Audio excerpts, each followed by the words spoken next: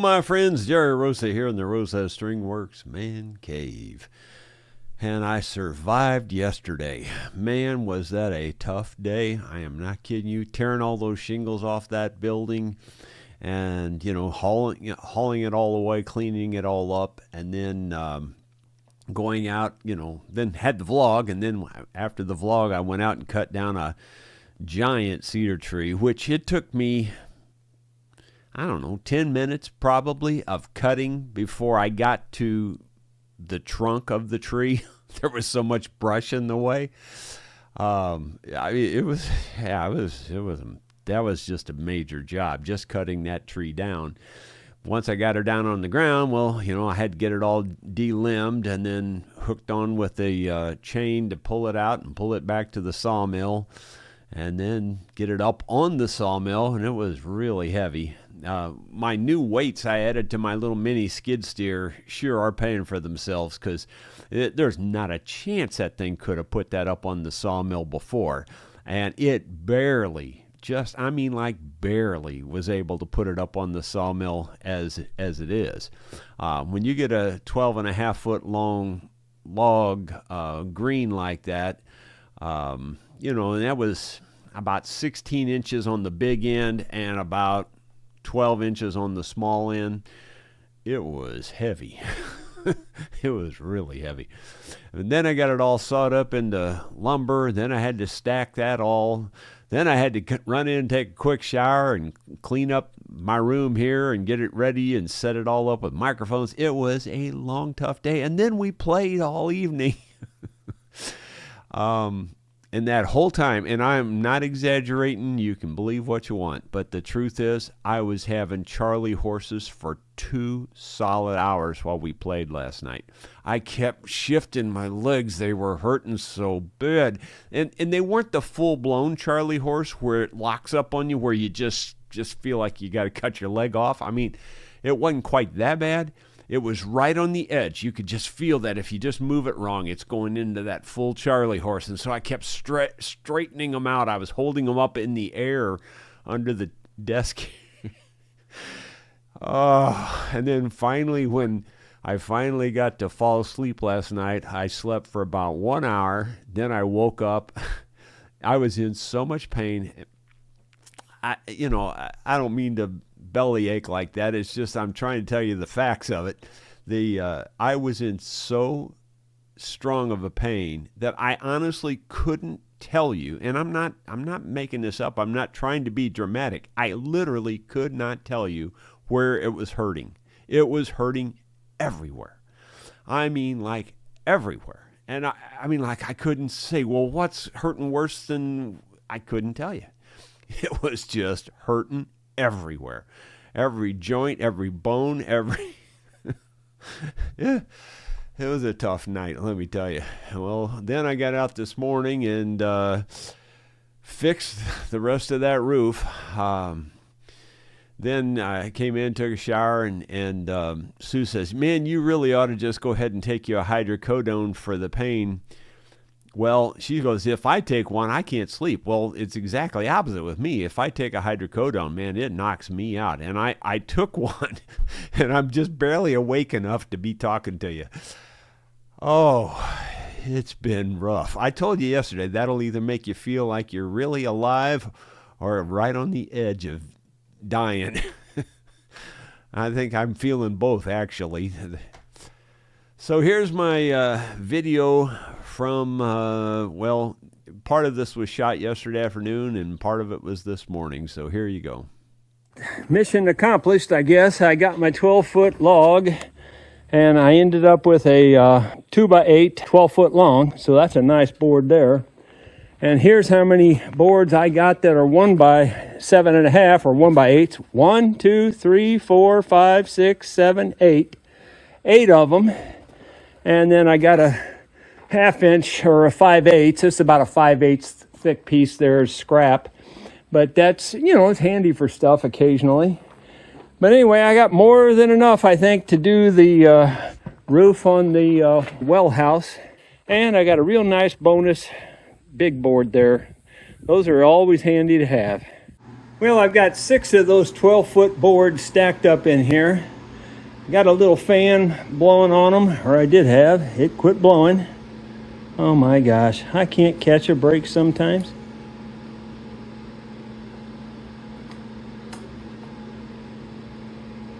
All right, I got it blowing again.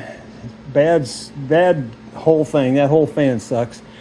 But anyway, have that blowing on here. I've got the air conditioner down to 73 in here to try to dry this out. Why don't we just check the moisture content? And it's going to be really high, I'm sure. And it's set for softwood, it looks like. So 27 it says. Let's try it here on a drier spot. 23. But in these wet spots, 25.5. So we're way up there.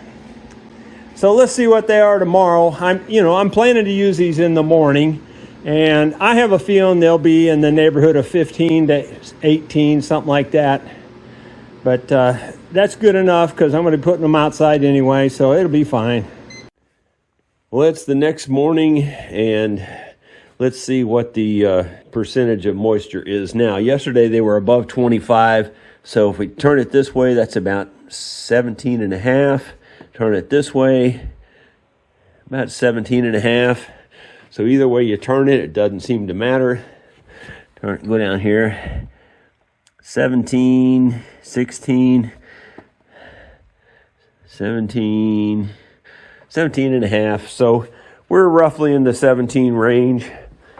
Ideally, 12% would be what you're really looking for on wood like this, but considering it was just cut yesterday, that's not too bad, really. That's really not too bad. And it's just going on an old building, going to be covered over with tin, so it's going to do the job, and I'll be satisfied with that. Well, I'll show you the progress that I made on the Wellhouse roof. It's good progress, considering that we really only started the project yesterday morning. I don't see how we could do much better than we've done. Now, if I'd have had the whole day yesterday to work on it, I might have made some even better progress.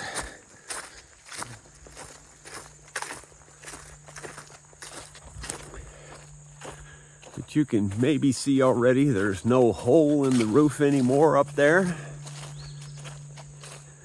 We'll go up the ladder here and show you up close what it looks like.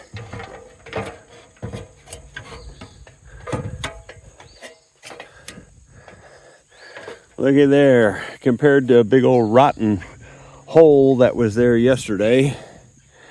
So that's all the new cedar that I just put in there. And this long board here is 12 feet long. This building's not real square. This board here is 3/4 of an inch longer than the same board on the other side. So they weren't real particular about how square they built this. But it turned out really good. All the rest of the boards are up in very, very good shape. And I'll show you the other side.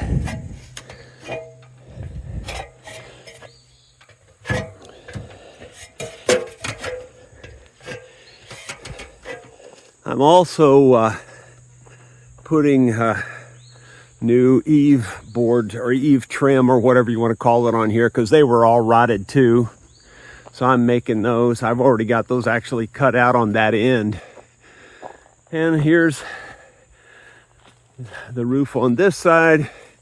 And again, I've got that eave board, so you can see how these trim boards are bad, so I'm making new ones for both sides. What I'm actually doing is taking them off and using them as a pattern, because nothing's exactly perfect on this building, so that way I can just duplicate what's there and it should go right back up. I'm making mine actually bigger. I'm making mine a full inch wider than this was. I think that just looks better too. I think I'm gonna go to the store and see if I can find 12-foot long sheets of tin. because I need exactly 6 feet on each side. And so I don't think they're going to make it or sell it in 6-foot lengths. But if I could get it in a 12-foot length, I could cut it right down the middle, throw one piece on one side, one on the other, and then I would only need half as many sheets that way, Where if you buy it in an 8-foot length, well, you got 3 foot of waste, 2 foot of waste on each piece, which would really be bad. I'm real happy that it's going as good as it is. At least we've got a good, solid roof foundation up there now.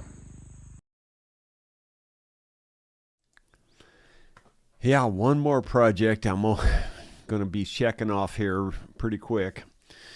And then Sue's chomping at the bit to get started on resealing the parking lot. I mean, I don't know why she's so obsessed with that, but she is absolutely after that. So I got to get on that pretty quick, too.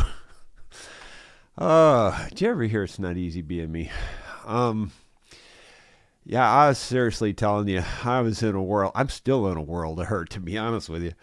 I feel like I'm about to fall asleep here while I'm talking to you. But on the good side of things, I got this last night. Can you see it? It says, thank you from Cash and Cambry and Cash. I thought that was really cute and very nice. And I've offered to give Cambry free mandolin lessons if she would do it. I would like to see her start playing too. She's got such good pitch and such good timing and everything with her vocals, that I'm just positive she'd make an excellent musician. But so far, she doesn't seem to want to take me up on it. Her mother was here last night. That's the first time I met her mother, and I mentioned it to her mother too. I said, boy, I'd really like to get her going and get her playing something because, well, she's just really good. I mean, you can just tell she's got it. There's people that you can tell could do it, and there's people you can tell that actually have it, and she's already got it. All she needs is a little bit of direction, and she will just take off. She'll pass me up so fast, I won't even barely see her tail light. She'll pass that fast. But anyway, let's go to the comments and see how it's going here today. David Tharp, howdy everybody. Good night. Good time at the play along last night. Great music, lots of talent gathered in that man cave. Yeah, I'm very, very blessed to get to play with such wonderful musicians, and they're good friends, and it's just wonderful. And my little protege, he's doing pretty darn good, don't you think? I noticed I didn't get to watch very much of his show last night because I was in the other room with the other folks. We had quite a few people in there, and so I was, just trying to make a little time with them while they were here. And so I didn't get to see a lot of Cash's show and Cambry there, but I did. Even just a little bit I did pick up on a couple things that I'm going to run over with Cash, or a little bit of timing I heard, here and there on a couple of things that he was doing. So, all you just want to keep tightening it up, It's not like I'm perfect. I mean, like I screwed up big time on my first 2 songs I did. I kind of got my screw-ups out of the way early, though. But I'll tell you that the truth is, I can make all kinds of excuses, but I was so cotton picking wore out yesterday, and those darn Charlie horses were hitting me just left and right. I've never had them so bad where they were just from one leg to the other. It was just back and forth and back and forth. And I just thought at any second I was going to get the full-blown Charlie horse and have to kick the table over. But fortunately, it didn't get quite that bad. But it was for 2 hours. I was fighting that the whole time. I'm not kidding. Anyway, let's see. Cup Cool says, congrats on 112,000 subscribers. Well, thank you. I hadn't even noticed that we passed that one yet. Thanks. And thank you all for subscribing. B.H. Ringer from Nova Scotia, Canada. David Tharp says, if you can't sleep at night, it's usually because you're awake. I hope this helps. Why didn't you tell me this last night? That's when I needed it. I slept I actually ended up getting 3 or 4 hours of sleep last night, but I woke, like I said, I slept for 1 hour and then woke up, and then, I went and took like 3 aspirins, and that kind of helped, and I slept for another 2 or 3 hours and then woke up again. Let's see. David Tharp. I said yesterday that I took the battery out of the smoke detector so my wife could have peace and quiet when she was cooking. But she said, now how am I supposed to know when the bread's done? Well, see, you weren't thinking through, were you? You didn't think it all the way through, did you? David Tharp says, not saying she's a bad cook, but but I noticed the flies patching the holes in the screens so they couldn't get in. She also cured the dog from begging at the table. That wouldn't be funny if I wasn't so darn tired. I am going to have to take a nap this afternoon, man. I'll tell you what, I've hit the wall. I really have. I think I'm going to go out there and put those eave trims on, just work up to that, and then quit. That'll maybe take me another 35, 40 minutes to get that done. Then I'm just going to quit and just hit the couch.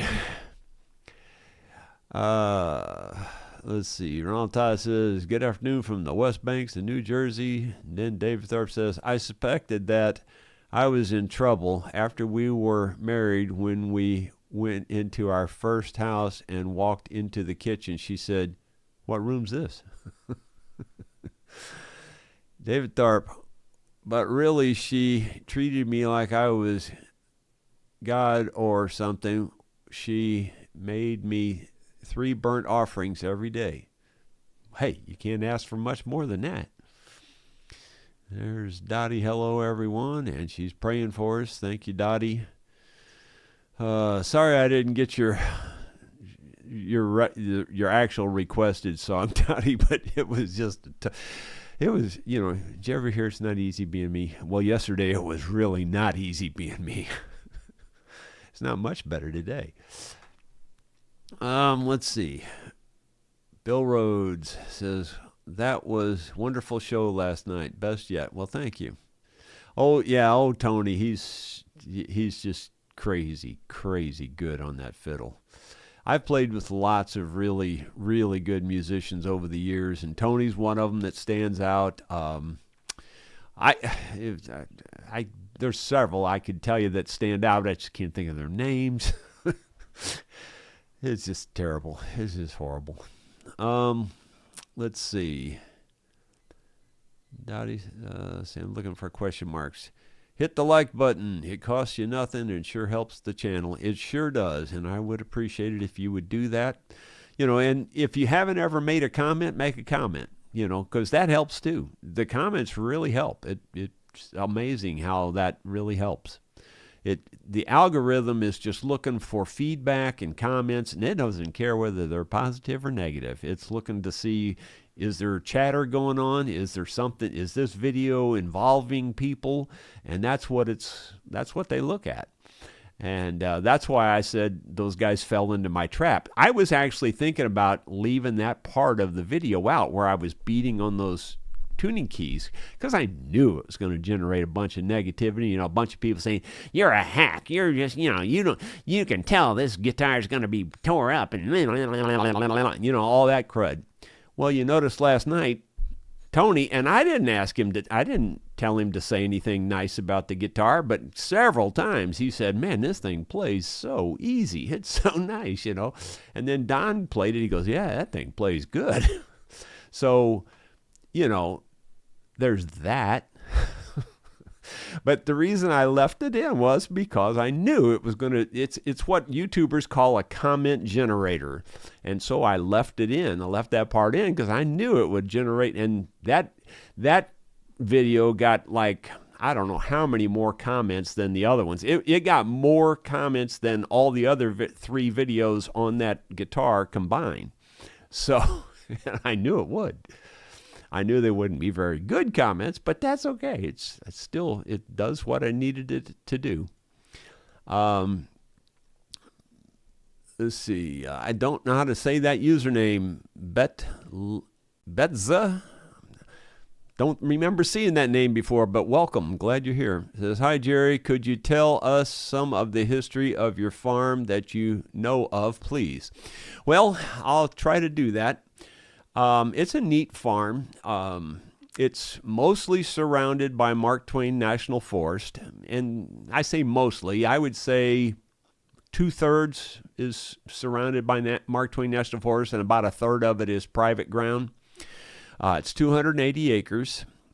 It's got lots of live springs on it. I would say 7 or 8 live springs, which is, it's good to just have one on a farm, and to have 7 or 8 like that's why I think that the Union soldiers were camped out here.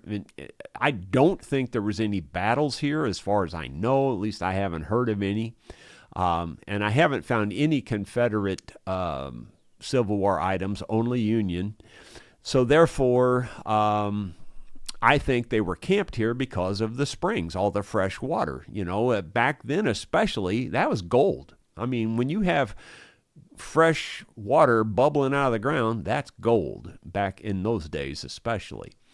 So that's part of the history. We've got deeds on the farm back to the 1850s, so even before the Civil War.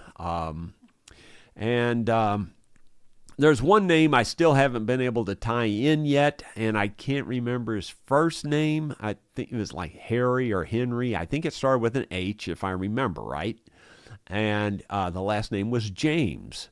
And I thought, wouldn't that be cool to tie it into Jesse James, And I don't know, but it was in the right time frame, so it definitely could have been.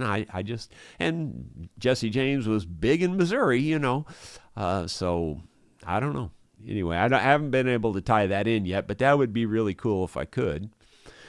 I don't know. There was 2 old house places on the farm toward the back of the farm that nobody, well, I shouldn't say nobody knew about, but nobody in recent modern times knew about, because the bulldozers came through in the 40s and bulldozed those houses flat and, just smeared them everywhere. And they were putting in terraces to keep because it's a fairly flat bottom in the valley, but there's good usable,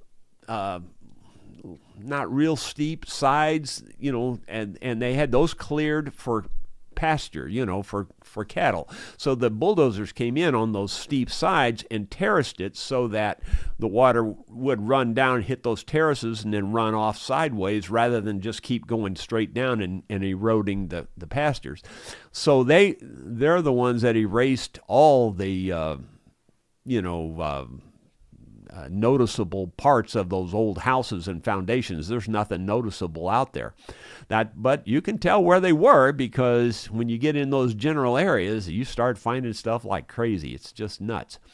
And they're also probably the reason I don't find more Civil War stuff than I did. I have a feeling I would have found a lot more Civil War stuff had those bulldozers not come in and just smeared everything everywhere, and evidence of that is like we found like that Budweiser match case that I've shown before on here, that metal match case.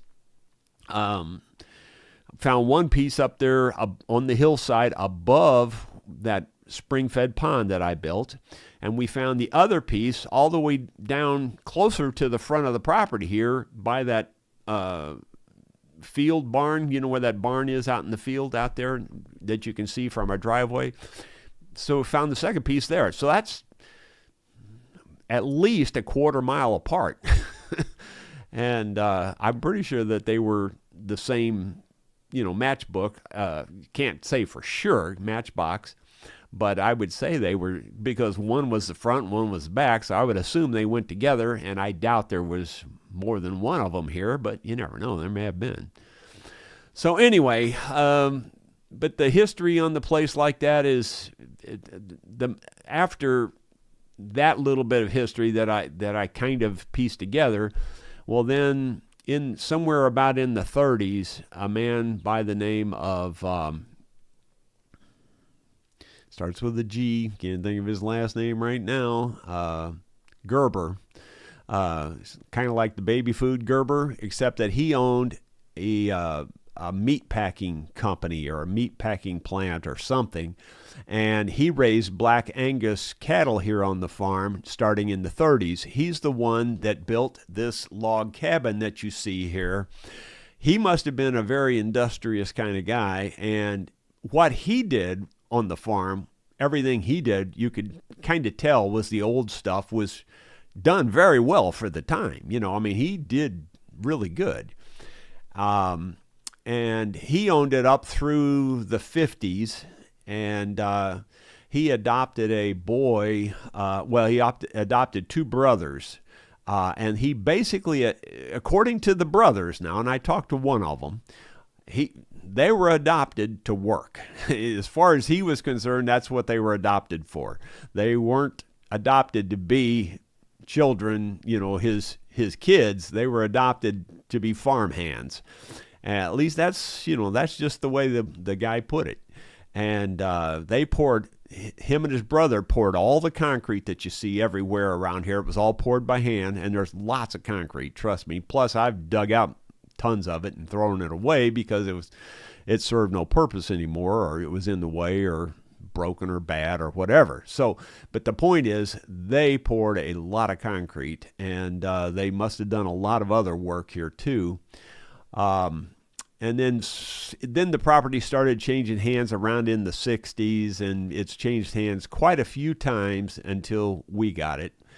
And I don't know that we've lived here any longer than anybody else, but we've been here since 98. So it's going on 27 years, something like that, 28 years, 27, I guess. But anyway, so we've lived here. We lived here longer than Bob. Bob was the one that destroyed it. He owned it for 17 years. And in 17 years, I don't see how you could make the mess that he made. It was just a disaster. Just a disaster. It took me 3 solid years with a skid steer to clean it up. And I mean, that's all I did was just clean up his mess. And you could tell what he had done. I mean, it just was obvious. Just a mess. But anyway, it's just a neat old farm, a lot of history to it, and that's one of the reasons I like the metal detecting so much. I mean, I just like that as a hobby anyway, but I especially like it here because it keeps adding to the story that I can tell about the farm, like the Civil War stuff. Who would have ever thought there was Civil War stuff here? I mean, when I bought the place, and the truth is, from day one, I always thought, it would be cool to tie this place into the Civil War. I always thought that. I never really said it much, never talked about it because I never really thought it would happen. And then I started finding these things and I started showing them to other people. And other people are the ones that told me, that's Civil War. I go, really? I don't think so. That was when I first started finding this stuff, And the more I found, the more people were going, that's Civil War. So I started looking it up online, and sure enough, it's black and white, 100% Civil War. So it's pretty cool to have something like that, and be able to tie it in like that. That's about it. I hope that made sense to you. Let's see. Dottie says she had physical therapy this morning, and I'm hoping it's getting better. Still around 95% bending. Time I'm done with the physical therapy, I'll have a leg of iron. LOL. Well, I hope it works out really, really well for you. I'm sure it will. Don Nice, Jerry and friends, wow, all of people hit home runs last evening. It was awesome. Well, thank you. Well, we enjoy it. I think, well, I don't know about Tony, but pretty much everybody that was, in the band, Don, Gary, and maybe Beverly are going to Mountain View in October. So that's the 16th, 17th, 18th. If you all want to go down there, send me an email, rosastringworks@gmail.com, and we'll hook up while we're down there. Don't expect me to get back to you today or tomorrow or the next day. I'm slow on my email, but I'll definitely get back to you and let you have my cell phone number so that we can, stay in touch while we're down there, and you'll know where we are and what we're doing. And we often go out to dinner as a group, and then we have our local jams around at campgrounds and different things. So anyway, you'd have fun if you came down. After we went live, David Tharp says, I don't need therapy. I have friends who give me bad advice for free. Yeah. That, like I said, I don't mean to wear it out, but it just with a therapist, he's a doctor too, and whether he graduates at the top of his class or the very last place in his class, they still call him doctor. There you go. Bill Webb, good afternoon, Jerry and friends. Back to you. Then Bill Webb says, you should do a video on creative clamping. Learned a lot watching your videos. Yeah, I think where I first used that term, because I'd used it a few different times in some of my videos, creative clamping. I think the first time I used that term was when I clamped up that, what do you call it, a sitar from I don't know, India, Russia, someplace like that, where they have those gourd-made instruments with the real long necks, Japan even, I don't know. But anyway, I had to clamp that thing up. It was the gourd part of it was all busted, and I thought, how do you clamp something like that? And it was creative clamping for sure. But I got her done, and it fixed it. Wavy gravy, for our anniversary, my wife said, take me somewhere I've never been before. So I took her to the kitchen. Yeah, you're just likely to have a lump on your head if you do something like that. Bill Mumbo, lovely concert last night. Cash and Cambry played so well. Well, good. I didn't really watch their part of the show. I need to take time and watch it in video form. I just haven't had time yet. David Tharp, don't you hate it when someone doesn't listen when you're talking? It's even worse when you're talking to yourself. Yeah, well, it's worse even when you start answering, too. Brian Webster, standing on your toes relieves Charlie horse. Well, I didn't know that, but that's good to know. It would have been tough last night, though.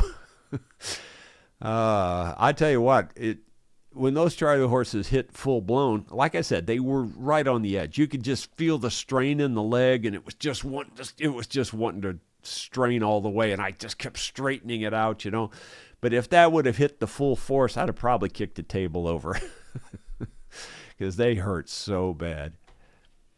Let's see. Gino Hitz says, hi, Jerry and friends. Wonderful show last night. Thank you. David Tharp.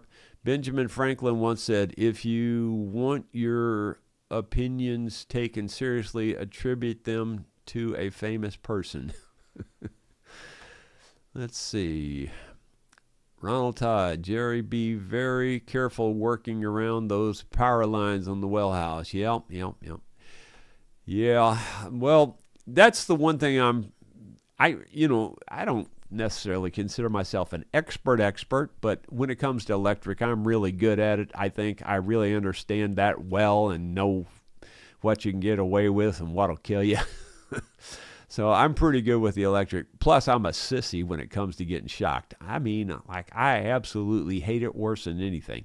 I can't even stand a dang static shock. But I think I'm more of a conductor than most people, because I'm not kidding you. It's not uncommon at all to see a spark jump that far on static electricity. Oh, man, it jerks my whole arm when it does it.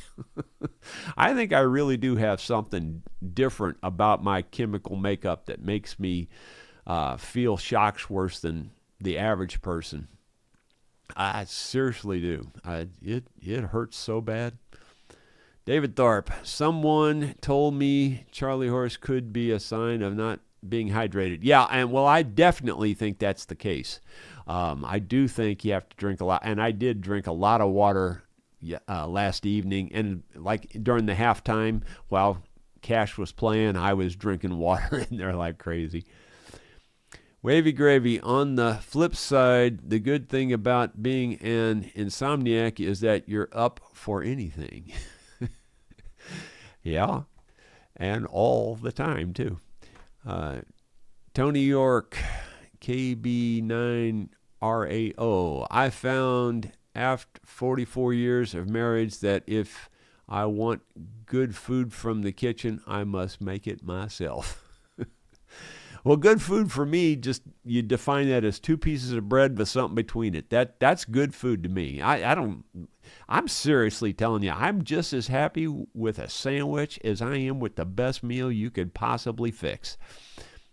That's just me. I don't know why. I've never thought food was, it's probably these stupid taste buds because everything tastes so strong that I just love a sandwich. I mean, like it could be just bologna or ham and cheese or turkey, cheese, and ham, or, anything.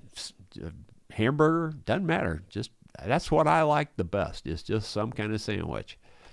And with this dang diet I've been putting myself on, that's the one thing I never eat anymore is a sandwich. And I absolutely love them. I mean, that's like my favorite of anything there is to eat.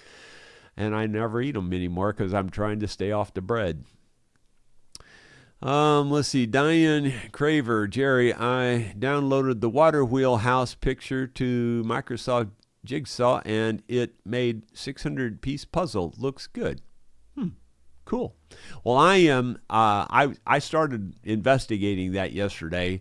I haven't actually gone in and officially talked to them yet, but I'm going to see about getting a quantity discount, like if I buy 100 of them or something like that, and then maybe sell them on the website or something like that, So I don't know if they do that kind of thing or not, but it'd be pretty cool.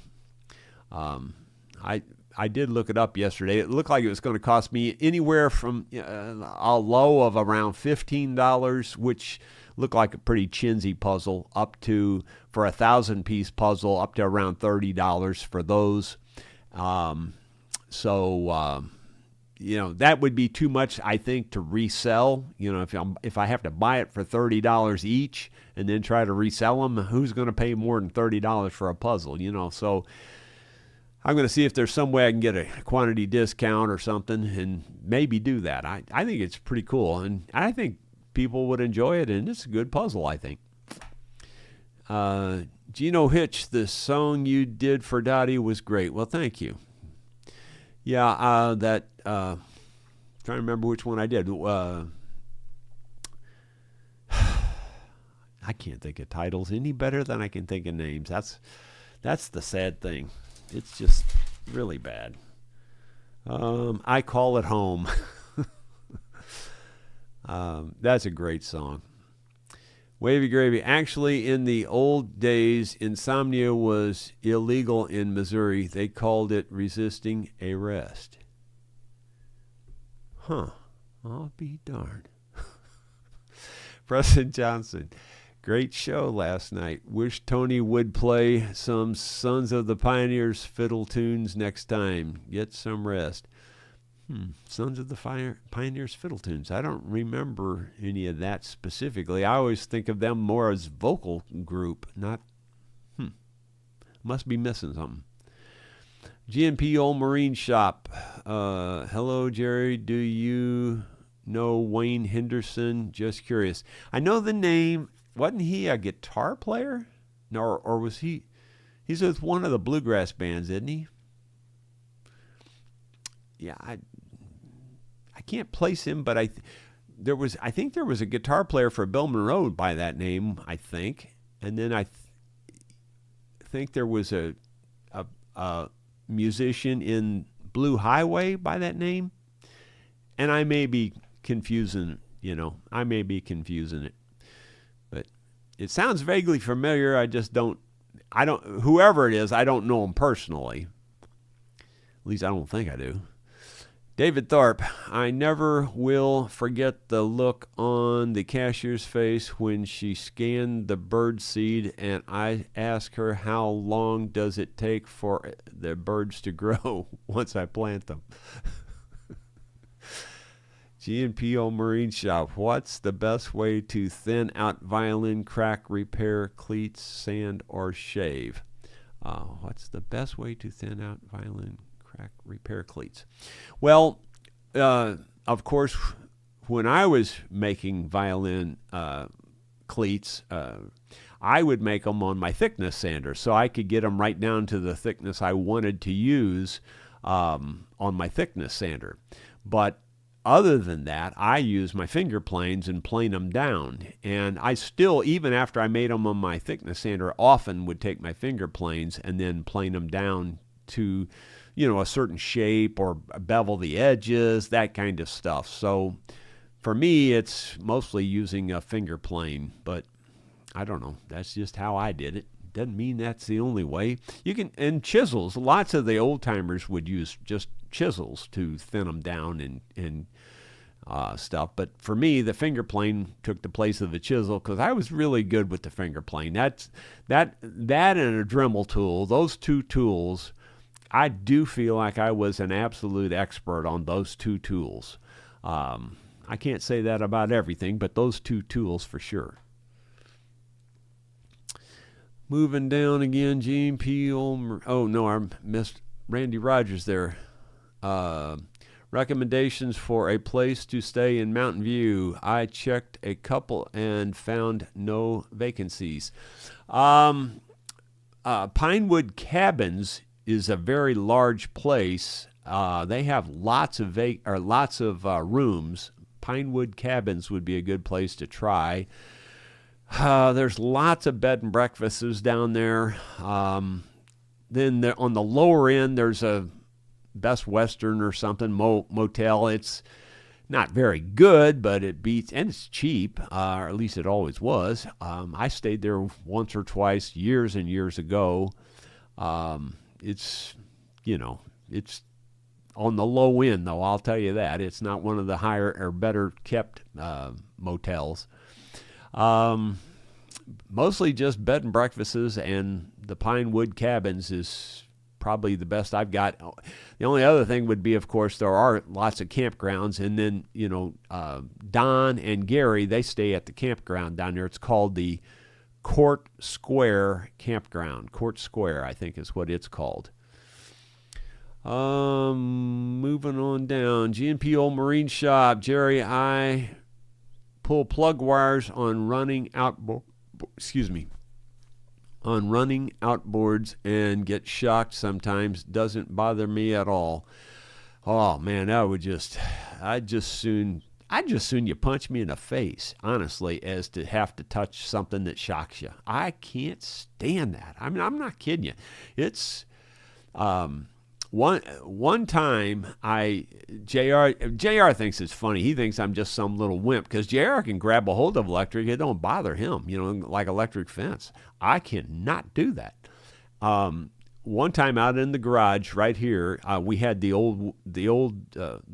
wood furnace that was in the house. I moved it into the garage and had to rewire it and do some things out there. Well, something happened, and I was out there, and the garage floor was wet, and I was standing in that water, and I touched the electric on that blower, fan, whatever, and I couldn't turn it loose, and I was screaming. And JR just thought it was so funny, and I'm not kidding you, that one there I thought was going to kill me. I really did. That was the closest I feel like I ever got to dying with electric.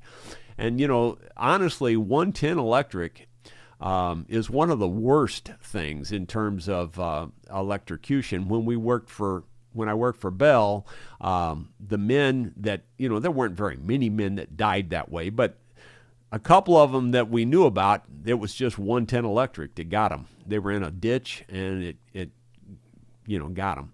So I felt like that was just about to happen to me out there, but I finally jerked my hand loose from it. And JR just laughed. He just thought it was the funniest thing, and he just kept. I'm seriously telling you, I felt like I was dying right there. It was bad. The Puzzler. I have a bunch of stave puzzles, and those cost upwards of $1,000. I would buy your puzzle. I don't know what a stave puzzle is. cool. Well, I obviously I would like to get a deal on it so that we could sell it and make it worth.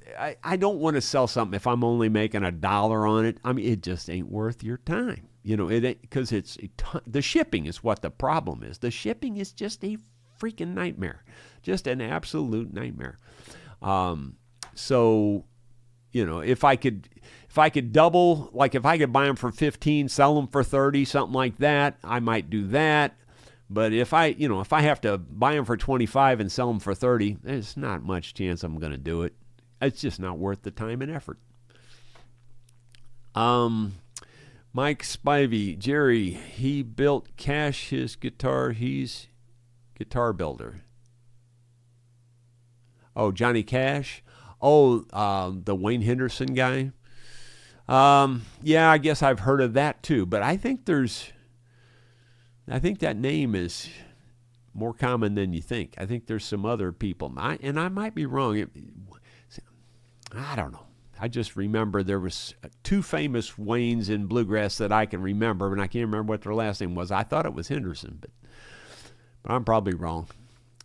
No, I didn't know the builder by that name. I've heard of him, but I didn't know him. G&P Old Marine Shop, acoustic guitar builder, 900 plus guitars. He built acoustic guitars for Doc Watson, Eric Clapton. Oh, okay. There you go.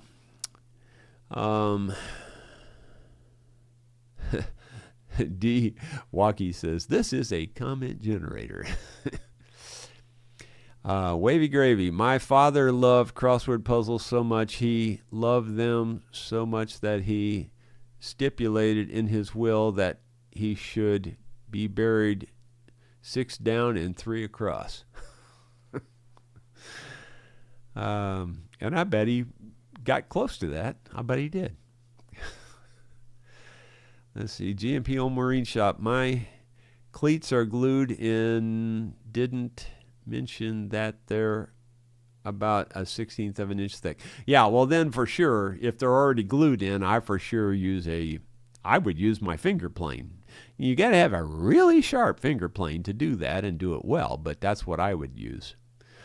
And on the other side of it, if you wanted to go mechanical, you could use a Dremel tool with a round bit. You can get all kinds of different bits on those things, and with the right bit, you could do it with a Dremel tool, and or even a sander tool on a Dremel.